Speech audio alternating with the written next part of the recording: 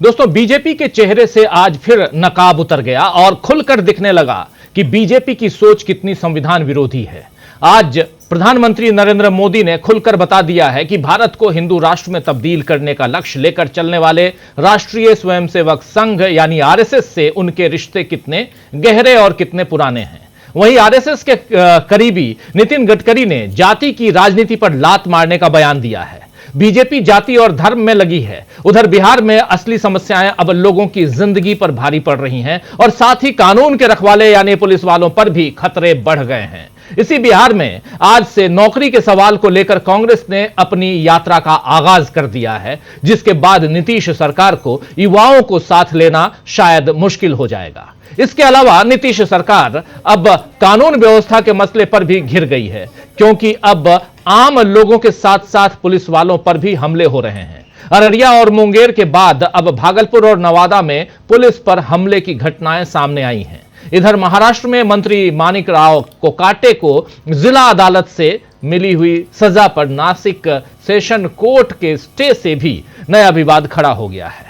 तो इस समय बीजेपी हिंदुत्व से लेकर जाति जनगणना, रोजगार और कानून व्यवस्था ऐसे तमाम मुद्दों पर फंस रही है, लेकिन मोदी बीजेपी की मुश्किल हल करने की जगह उसे और बढ़ाते हुए दिख रहे हैं। मशहूर अमेरिकी पॉडकास्टर लैक्स फ्रीडमैन को दिए एक इंटरव्यू में 3 घंटे के इंटरव्यू में नरेंद्र मोदी ने आरएसएस की तारीफ करते हुए कहा है कि आरएसएस एक बहुत बड़ा संगठन है। यह अब अपनी 100वीं वर्षगांठ के करीब है। इतना बड़ा स्वयंसेवी संगठन शायद दुनिया में कहीं और मौजूद नहीं है। करोड़ों लोग इससे जुड़े हुए हैं, लेकिन संघ को समझना इतना सरल नहीं है। इसके कार्य की प्रकृति को सही मायने में समझने के लिए प्रयास करना चाहिए। किसी भी चीज से ज्यादा संघ आपको एक स्पष्ट दिशा प्रदान करता है, जिसे वास्तव में जीवन में एक उद्देश्य कहा जा सकता है। मेरा सौभाग्य रहा है कि ऐसे पवित्र संगठन से मुझे जीवन के संस्कार मिले। यह बात कह रहे हैं प्रधानमंत्री नरेंद्र मोदी कि मेरा संस्कार है कि ऐसे पवित्र संगठन से मैं जुड़ा और मुझे जीवन के संस्कार मिले। आरएसएस के बारे में वही इस चर्चा में उन्होंने वामपंथियों पर यानी लेफ्ट विंग पर निशाना साधते हुए मोदी ने कहा है कि वामपंथी नारा देते हैं दुनिया के श्रमिकों एक हो जाओ, मतलब श्रमिक एकजुट हो जाएं, बाकी हम संभाल लेंगे। वहीं हम कहते हैं श्रमिकों ने दुनिया को एकजुट किया है। मोदी ने कहा है कि यह शब्दों में एक छोटा सा बदलाव लग सकता है, लेकिन यह एक बहुत बड़ा वैचारिक परिवर्तन है, यह कह रहे हैं यहां नरेंद्र मोदी। खैर, यहां सबसे बड़ी बात यह है दोस्तों कि देश के प्रधानमंत्री की कुर्सी पर बैठकर मोदी जिस तरह से खुलकर न केवल आरएसएस के समर्थन में दिख रहे हैं, बल्कि अपने संस्कारों को संघ की देन बता रहे हैं, उससे जाहिर है कि देश के संविधान, देश के तिरंगे और यहां तक कि गांधी जी को संघ को लेकर आरएसएस की जो सोच रही है, शायद वही सोच तो नरेंद्र मोदी की भी है, यह मान लिया जाए। क्योंकि अगर आरएसएस से जुड़े हुए रहने का और जुड़कर आगे बढ़ने की जो बात वो कह रहे हैं और कह रहे हैं कि मेरा सौभाग्य है, तो क्या गांधी की हत्या और उसमें आरएसएस की जो भूमिका थी, इस पर नरेंद्र मोदी स्पष्ट रूप से कोई बात करेंगे? खैर, अब मोदी भले लोकतंत्र और संविधान की रक्षा की बात करें, लेकिन उनके संस्कार क्या दूसरी तरफ इशारा नहीं कर रहे हैं? यह सोचने वाली बात है। इधर आरएसएस से जुड़े एक और बड़े नेता, बीजेपी के नेता नितिन गडकरी, जो उसी आरएसएस के गढ़ में रहते हैं यानी नागपुर में रहते हैं, उन्होंने भी कल एक बयान दिया है, जिसके बाद सियासी हलचल तेज हो गई है। नितिन गडकरी ने आखिर कहा क्या है, पहले उनकी जुबानी सुन लेते हैं, चर्चा आगे बढ़ाएंगे और बताएंगे आपको कि इस पिटारे में और क्या कुछ है। जरा सुनिए नितिन गडकरी को, उनकी जुबानी। आज डॉक्टर अब्दुल कलाम साहब जब न्यूक्लियर साइंटिस्ट बने और उन्होंने ऐसा काम किया कि आज डॉक्टर कलाम साहब का नाम हमारे देश में नहीं विश्व में सबके पास पहुंचा है। और इसलिए मैं एक बात पर विश्वास रखता हूं कि कोई भी व्यक्ति उसकी जात, पंथ, धर्म, भाषा और सेक्स से बड़ा नहीं होता, उसके गुणों से बड़ा होता है। और इसलिए हम जात, पंथ, धर्म, भाषा और सेक्स के आधार पर किसी को डिस्क्रिमिनेट नहीं करें।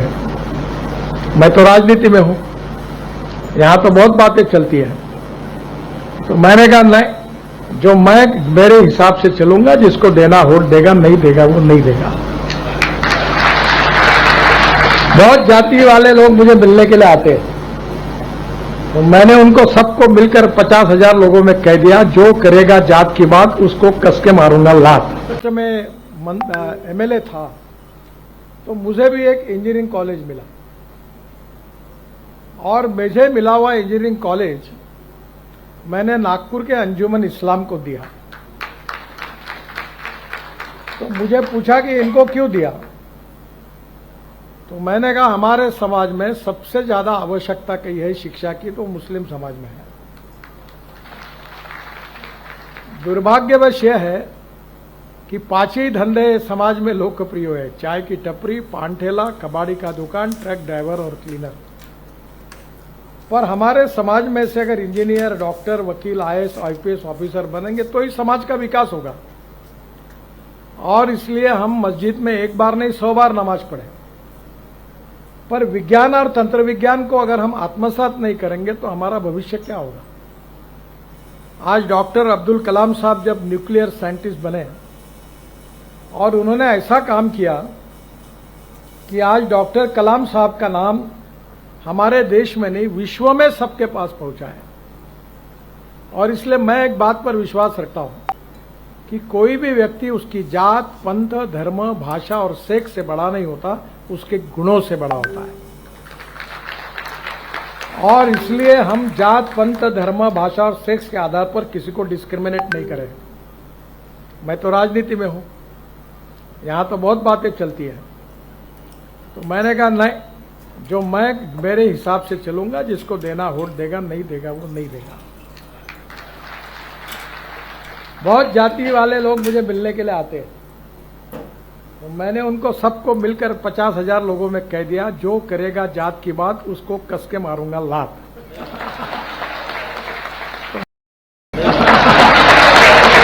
तो मुझे मेरे मित्रों ने कहा कि ये कहकर तुमने बड़ा नुकसान किया है। मतलब जो होगा सो होगा, अगर चुनाव जीतता नहीं तो आदमी मरता थोड़ी है, मंत्री नहीं हुआ तो। पर मैं अपने उसूलों के साथ इस पर कायम रहूंगा और व्यक्तिगत जीवन में उसका आचरण करूंगा। तो सुन रहे थे यहां नितिन गडकरी जाति की बात पर लात मारने की बात कह रहे हैं और कह रहे हैं कि इससे भले मुझे नुकसान हो जाए, चुनाव भले हार जाएं, लेकिन लात मारूंगा जरूर। यह बात कह रहे हैं यहां नितिन गडकरी, जाति की बात जो करेगा उसको मारूंगा कस के लात। आपको बता दूं कि नितिन गडकरी कल नागपुर में एक अल्पसंख्यक संस्थान के दीक्षांत कार्यक्रम में शिरकत करने पहुंचे थे, जहां उन्होंने कहा कि मुस्लिम समाज में 5 ही धंधे सबसे लोकप्रिय हैं, चाय की टपरी, पान ठेला, कबाड़ी की दुकान, ट्रक ड्राइवर और क्लीनर। अगर मुस्लिम समुदाय से ज्यादा इंजीनियर, आईपीएस और आईएएस अधिकारी आएंगे तो सभी प्रगति करेंगे। उन्होंने यह भी कहा कि कोई व्यक्ति अपनी जाति, धर्म, संप्रदाय, भाषा या लिंग से नहीं जाना जाता है, केवल अपने गुणों से जाना जाता है। इसीलिए हम जाति, संप्रदाय, धर्म, भाषा या लिंग के आधार पर किसी के साथ भेदभाव नहीं करेंगे। गडकरी ने तो सिरे से जाति की राजनीति को नकार दिया है, लेकिन सवाल उठने लगे हैं कि क्या यह जाति जनगणना से बचने की बीजेपी की कोई नई रणनीति है। खासकर बिहार में तो यह मुद्दा चुनावों में और जोर पकड़ सकता है। इसके साथ ही अपने पहले तेजस्वी यादव और अब कांग्रेस ने नौकरी की मांग को लेकर युवाओं को साथ लेना शुरू कर दिया है। दोस्तों चलते हैं बिहार, चूंकि बिहार में चुनाव है और बिहार में जो कुछ चल रहा है उसको लेकर इधर नागपुर से यानी महाराष्ट्र से थोड़ा सा बाहर निकलते हैं बिहार, फिर आएंगे हम महाराष्ट्र। बिहार के युवाओं को न्याय दिलाने के लिए आज कांग्रेस की पलायन रोको नौकरी दो, जी हां, पलायन रोको नौकरी दो यात्रा आज शुरू हुई है। यह यात्रा भितिहरवा गांधी आश्रम से शुरू होकर अलग अलग जिलों से होते हुए पटना पहुंचेगी। कांग्रेस ने इस मसले पर कहा है कि बीजेपी जेडीयू सरकार की नाकामी ने बिहार को बेरोजगारी और पलायन का गढ़ बना दिया है।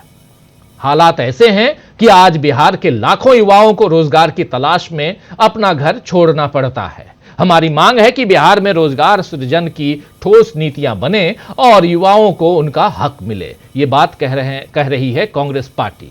उधर अब चलिए महाराष्ट्र चलते हैं। बिहार में जो कांग्रेस कर रही है इसमें युवाओं को जोड़ने के लिए, युवाओं का पलायन ना हो उसके लिए आज से जो यात्रा निकली है, इस यात्रा को कन्हैया कुमार लीड कर रहे हैं। उधर महाराष्ट्र फिर चलते हैं दोस्तों। महाराष्ट्र में माणिकराव कोकाटे की सजा पर स्टे लगाते हुए, उस सजा पर रोक लगाते हुए नासिक सेशन कोर्ट ने कहा है, बहुत ही दिलचस्प और इंटरेस्टिंग बात कही है कि अगर कोकाटे की 2 साल जेल की सजा को बरकरार रखा जाता है तो उनकी विधायकी रद्द हो जाएगी और फिर से चुनाव कराने होंगे। जरा गौर फरमाइएगा, एक बार और पढ़ देता हूं। Session court, Nashik session court का कहना है कि अगर कोकाटे की 2 साल की जेल की सजा को, माणिकराव कोकाटे, उनकी 2 साल की जेल की सजा को बरकरार रखा जाता है तो उनकी विधायकी रद्द हो जाएगी और फिर से चुनाव कराने होंगे और इससे सरकार का पैसा खर्च होगा। कोर्ट ने यह भी कहा है कि बाद में भी उनकी विधायकी और मंत्री पद की बहाली संभव नहीं है। बाद में भी उनकी विधायकी और मंत्री पद की बहाली संभव नहीं है, यह कोर्ट का कहना है। इस फैसले को हास्यास्पद बताते हुए कांग्रेस नेता विजय वडेट्टीवार ने कहा है कि कोर्ट यदि इस तरह की दलील देगा तो लोग न्याय के लिए किसके पास जाएंगे। सवाल तो है, बहुत बड़ा सवाल है कि आप ऐसे दलील, और वो कि पैसे खर्च होंगे, क्या पैसा कोर्ट देगा? सवाल तो उठता है। और ये सवाल पूछ रहे हैं रोहित पवार। रोहित पवार जो हैं वो शरद गुट के, एनसीपी शरद गुट से विधायक हैं और उन्होंने कहा है कि इस फैसले को दुर्भाग्यपूर्ण बताते हुए कहा है कि चुनावी खर्च देखने का काम अदालत का नहीं है। पवार ने यह भी कहा है कि मैं हाई कोर्ट और सुप्रीम कोर्ट से अपील करता हूं कि वे इस मामले का संज्ञान लेने और उचित कार्रवाई करें। संज्ञान लें और उचित कार्रवाई करें, यह कहना है रोहित पवार का। महाराष्ट्र और बिहार, दोस्तों, दोनों जगह बीजेपी से सत्ता अब संभालते नहीं बन रही है और उसकी नाकामियां अलग अलग शक्लों में सामने आ रही है। ऐसे में मोदी और गडकरी के बयानों से क्या बढ़ेंगी बीजेपी की मुश्किलें, आज इसी पर चर्चा करेंगे। नरेंद्र मोदी 3 घंटे अमेरिकी पॉडकास्टर को देते हैं, 3 घंटे तक चर्चा करते हैं और उसकी छोटी सी वानगी आप तक हम पेश किए शुरुआत में। ये तमाम बातें क्या कहती हैं? ये जो तस्वीर आप देख रहे हैं, ये तस्वीर बिहार की है, लेकिन बिहार हो, महाराष्ट्र हो या दिल्ली हो, नरेंद्र मोदी हो, नीतीश कुमार हो या उधर नितिन गडकरी हो, इन सब पे आज चर्चा करेंगे। आइए, हमारे साथ कुछ वरिष्ठ साथी जुड़े हुए हैं, उन सबसे पहले आपका परिचय करवाता हूं, फिर आगे बढ़ते हैं। और बहुत इंपॉर्टेंट है, देखिए हमारे साथ इस वक्त 5 वरिष्ठ साथी जुड़े हुए हैं। अमलेंदु उपाध्याय जी हैं, प्रशांत टंडन जी हैं हमारे साथ जुड़े हुए हैं, जयशंकर गुप्त जी हमारे साथ बने हुए हैं, प्रेम कुमार जी और संजय कुमार सिंह साहब। आप पांचों का स्वागत इस्तकबाल है। स्वागत इस्तकबाल आप तमाम दोस्त साथी शुभचिंतक आप सबका, जो अब तक जुड़ चुके हैं उनका भी और जो जुड़ने वाले हैं उनका भी। प्रेम कुमार जी, सबसे पहले आपके पास आना चाहता हूं, कैसे देखा जाए नरेंद्र मोदी, आरएसएस, यहीं से शुरू करें या जाति पर जो करेगा बात उसको मारूंगा कस के लात, यहां से लात मारने की बात और कह कौन रहा है? नितिन गडकरी। खूब तारीफ करते थे नितिन गडकरी की, लेकिन भाषा देखिए उनकी, सीधे। आखिर ये उग्रवादियों की तरह की भाषा आखिर क्यों हो गई है, वो भी मंत्रियों की? ये तो ठीक नहीं है, अच्छा नहीं है। कोई भी लात मारना, घूसा मारना, गोली मारना, आप याद कीजिए एक मंत्री साहब गोली मारो ... कर रहे थे। ये बीजेपी के नेता ऐसे ही भाषा का इस्तेमाल करते हैं क्या? जी राजीव जी, आपकी आखिरी पंक्ति से मुझे याद आया कि वो ... बोल भी रहे थे तो क्या है, मुस्कुरा कर बोल रहे थे। अदालत ने यही कहा था कि मुस्कुरा करके वो बोल रहे थे। अदालत का एक और आपने उदाहरण दिया ही कि अदालत को इंसाफ हो, इसकी चिंता से ज्यादा चिंता है कि सरकार का खजाना कैसे बचे। इंसाफ से प्रायोरिटी हो गई। तो अदालत की स्थितियां भी बयां हो रही हैं इन घटनाओं में। और जो नितिन गडकरी बोल रहे हैं वो उदाहरण दे रहे हैं कि जब चुनाव चल रहा था और हमारी जाति वाले हमारे पास आए थे, तब उन्होंने ये बात कही। भाई नितिन गडकरी कौन है? ब्राह्मण हैं, उनकी जाति वाले उस समय आए थे, 50,000 उनकी संख्या होगी, ऐसा उनकी बातचीत से लगा। तो उन वोटों से नितिन गडकरी जीत नहीं जाते। यहां भी एक राजनीतिक बोल रहा है, एक राजनीतिज्ञ बोल रहा है कि जो जाति वाले थोड़े उनको सांसद बना देते, 50,000 वोट से क्या सांसद बन जाते नितिन गडकरी? तो जरूरत पड़ती है तो वो उस समय लात मारेंगे। अगर उन्होंने वास्तव में कहा होता तो हेडलाइंस बनती। आज ये एक कहानी बना करके जो कह रहे हैं, तो वो अपने आप को जाति पाति से ऊपर उठने वाला बताने की कोशिश तो कर रहे हैं, लेकिन वास्तव में उनकी जातीय जो उनका चश्मा है वो भी साफ साफ नजर आता है। भाई आप ब्राह्मण हैं, आप जाति का नाम लेना नहीं चाहते, तो आप छुआछूत खत्म करने में आपका क्या योगदान है? जब लोग घोड़ी पर चढ़ जाते हैं दलित, उनके साथ जब उनकी जान तक ले ली जाती है, तब आप जात पात आपका कहां जाता है? क्यों नहीं लात मारने जाते हैं उन लोगों को जो घोड़ी पर चढ़ने की सजा मॉब लिंचिंग की तरह देते हैं? तब आपके लात का दम कहां चला जाता है? तो लात का दम ये भी समझने की बात है, जाति का नाम लेने पे हम लात मारेंगे नहीं, जुल्म का की बात उठने पर हम लात मारेंगे, ये बोलने की आवश्यकता है। जब आप जाति के नाम पर हो रहे जुल्म पर खामोश रहेंगे, तो आपके लात मारने का मतलब भी समझना पड़ेगा, आप ये बोल क्यों रहे। इस नजरिए से मुझे लगता है नितिन गडकरी के बयान का मूल्यांकन करना चाहिए जी। एक और बात जो नरेंद्र मोदी ने अभी अपने बयान में कही एक अमेरिकी पॉडकास्टर के साथ, देखिए आरएसएस से उन्होंने अपना रिश्ता कभी छुपाया नहीं था, उन्होंने समय समय पर बताया है और अब भी उन्होंने बताया है। फर्क यह है कि आज वो खुद को आरएसएस से भी बड़ा समझते हैं। आरएसएस और बीजेपी के बीच जो कुछ भी खटास और खटर पटर की बात आती है, वो इसलिए कि आरएसएस बीजेपी पर रूल करेगा कि बीजेपी के आज के नेता नरेंद्र मोदी आरएसएस पर रूल करेंगे, ये प्रश्न है। लेकिन संस्कारों की बात जो वो कह रहे हैं कि आरएसएस से वो संस्कारवान हुए हैं, तो बात निश्चित रूप से जाती है कि आज जब हिंदुस्तान के लोगों को हथकड़ियां पहना करके अमेरिका इंडिया में पटक रहा है, तो वो संस्कार कहां हैं? आरएसएस के वो संस्कार कहां हैं? जब वो रेसिप्रोकल टैरिफ की बात हो रही है, हमारी वस्तुओं पर जो टैरिफ लगाए जा रहे हैं और मनमाने तरीके से लगाए जा रहे हैं, तो कहां है संस्कार, कहां है स्वदेशी की बात, कहां है? हम आप कह रहे थे, कहने को तो मैन्युफैक्चरिंग हब बना रहे थे, लेकिन क्या हुआ? हिंदुस्तान मैन्युफैक्चरिंग में पिछड़ता चला गया। आपने हिंदुस्तान को कहां से कहां पहुंचा दिया, जिस बारे में राहुल गांधी हमेशा बोलते हैं कि मैन्युफैक्चरिंग से हिंदुस्तान को दूर किया है। तो आरएसएस का जो सिद्धांत की बात करते हैं, आरएसएस दो राष्ट्र की बात करता रहा है कि उसकी सोच के मुताबिक हिंदुस्तान में हिंदू मुसलमान साथ रह नहीं सकते। तो क्या आप उस बात को भी इंडोर्स करते हैं? क्या आप गोडसे जिंदाबाद करने वालों के साथ हैं? ये सारे सवाल भी नरेंद्र मोदी को देने चाहिए। अन्यथा जिस आरएसएस पर इस देश में 3 बार प्रतिबंध लग चुके हैं और हर बार प्रतिबंध को जनता ने सराहा है और जनता ने तारीफ की है, उस पर भी आपको बोलना चाहिए कि ऐसे प्रतिबंध लग चुके संगठन के सिद्धांत को आप भली भांति मानते हैं, तो क्या ये माना जाए कि ये प्रतिबंध जब लगा, बीजेपी भी जो है उस समय, मैं उस समय की बात याद कर रहा हूं जब बाबरी मस्जिद ढही थी और उसके बाद जो कई राज्यों की सरकारें बर्खास्त हुई थी, उस समय की बात ले लीजिए या उससे पहले आरएसएस पर जब प्रतिबंध लगा था तब की बात ले लीजिए, लगभग एक समान सी बातें हैं।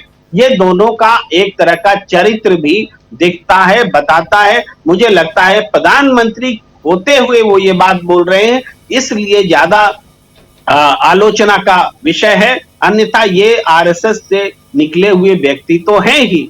जी बिल्कुल बिल्कुल, आरएसएस से निकले हुए व्यक्ति तो हैं ही, इसमें कोई दो राय नहीं है। और प्रधानमंत्री नरेंद्र मोदी हो या नितिन गडकरी हो, ये सब आरएसएस से निकले हुए लोग ही हैं। लेकिन आखिर इन लोगों की भाषा ऐसी क्यों है और गांधी जी और उनकी हत्या और इन तमाम मसलों पर नरेंद्र मोदी का क्या ख्याल है, ये भी उनको स्पष्ट करना चाहिए जब वो कहते हैं कि मैं बहुत शुक्रगुजार हूं कि मैं आरएसएस से जुड़ा रहा, आरएसएस जैसे पवित्र संगठन से मैं जुड़ा रहा। एक कार्यक्रम, एक पॉडकास्ट में उन्होंने ये बात कही है। बहुत इंपॉर्टेंट बात दोस्तों। लेकिन यहां पर यह समझना और भी जरूरी है कि आखिर नितिन गडकरी लात मारने की बात क्यों कर रहे हैं। प्रशांत टंडन जी, यहीं से शुरुआत करते हैं। बहुत कुछ है, उधर बिहार भी चलेंगे, बिहार में जो वहां का प्रशासन है वो किस ढंग का हो गया है, और फिर कोर्ट की बात भी करेंगे। महाराष्ट्र में नासिक सेशन कोर्ट